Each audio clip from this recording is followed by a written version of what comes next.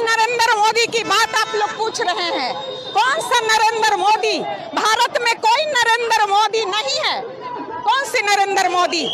कौन सा नरेंद्र मोदी? ऐसा कोई शख्स पैदा नहीं हुआ है भारत देश में। यहाँ कोई प्रधानमंत्री भी नहीं है, यहाँ कोई मुख्यमंत्री भी नहीं है। मणिपुर में जो हुआ है वो मणिपुर में नहीं, वो भारत में हुआ है।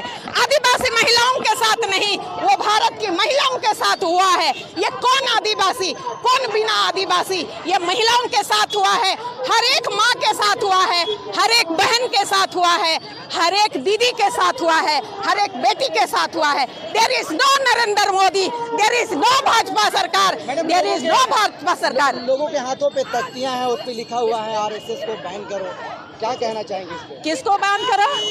आप लोगों के हाथों पे तख्तियां हैं, उसमें लिखा हुआ है आरएसएस आतंकवादी संगठन है। वो आतंकवादी प्रूफ है।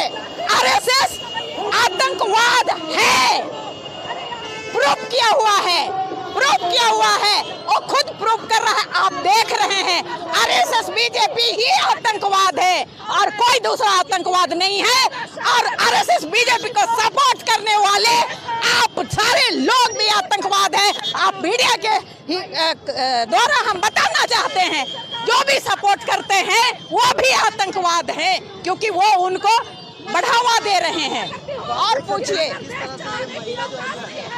सबसे पहले तो आपके चैनल के माध्यम से भाजपा के द्वारा शासित केंद्र सरकार को मैं खुली तौर पे कहना चाहता हूं कि आप आदिवासी विरोधी हैं, आप राष्ट्र विरोधी हैं, आप देश विरोधी हैं। आपका इस देश में शासन काल अब खत्म होने वाला है। जिस प्रकार से मणिपुर में हम आदिवासियों के खिलाफ जो आपका जो काला कारनामा, काला करतूत जो निकल के सामने आया है, इससे पूरा देश शर्मसार हो गया है। और विशेषकर जो आदिवासी समाज है, वो आदिवासी समाज आप अपने हाथों में संविधान के माध्यम से जो सबक है वो सिखाने के लिए जो तैयारी करने का चालू कर दिया है, उसका अंजाम तो आपको भुगतना होगा। और ऐसा अंजाम भुगतना होगा जिसकी आप परिकल्पना कभी नहीं कर सकते हैं और जन्मों जन्म तक नहीं कर सकते। अब विशेषकर जो भाजपा के जो नेता है, भाजपा के जो जितने सांसद है, विधायक है, मंत्री है, आप कान को सुन लो रहे नेता, आप लोगों की नेतागिरी अब खत्म होने वाली है। आपकी नेतागिरी अब हाशिए पर नहीं ला दिया ये युवा, तो ये फिर इस धरती का इस बेटा नहीं। और आप लोगों को कान खोल के सुन ले कि आपने उस आदिवासी माँ बहन पर जो अत्याचार कर रहे हो, जो आपने घिनौना काम किया है, आरएसएस का जो दलाल, आरएसएस के जो चमचे और भाजपा के चमचे दलाल, आप सब लोगों को अंजाम भुगतने के लिए तैयार रहना है। पूरा आदिवासी समाज गोलबांध उठ कर जा गया है आप लोगों का सबक सिखाने के लिए। जिस तरह से नरेंद्र मोदी ये अत्याचार पूरे आदिवासी समाज में ऊपर किया जा रहा है, और इस अत्याचार का करारा जवाब देने के लिए आप आदिवासी गोलबांध हो चुका है।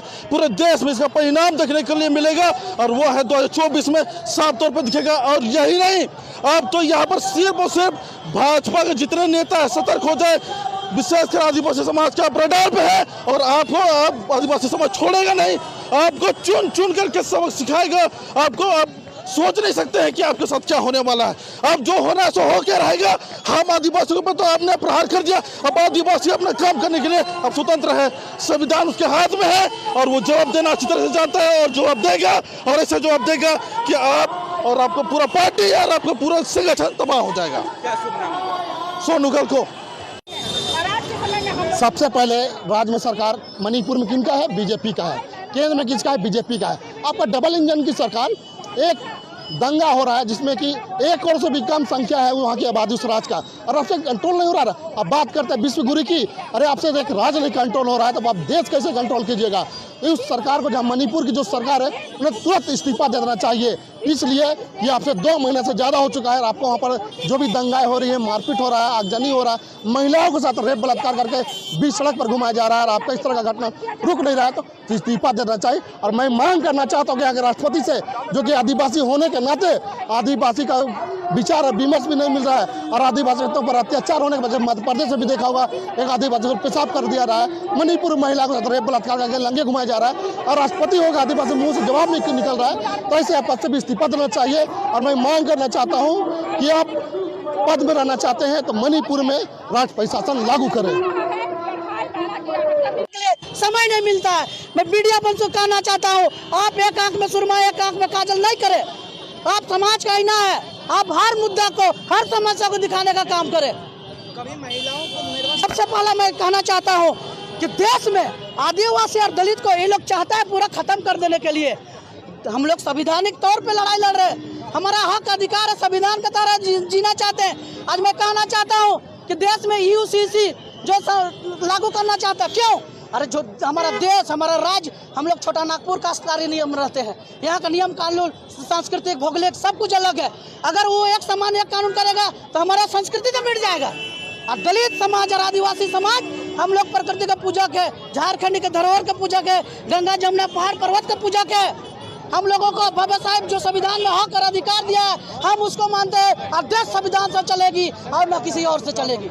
मोदी जी तो कहते हैं या मेरे आप आदिवासी बना के सिर्फ लिलीपॉप दिए हुए हैं।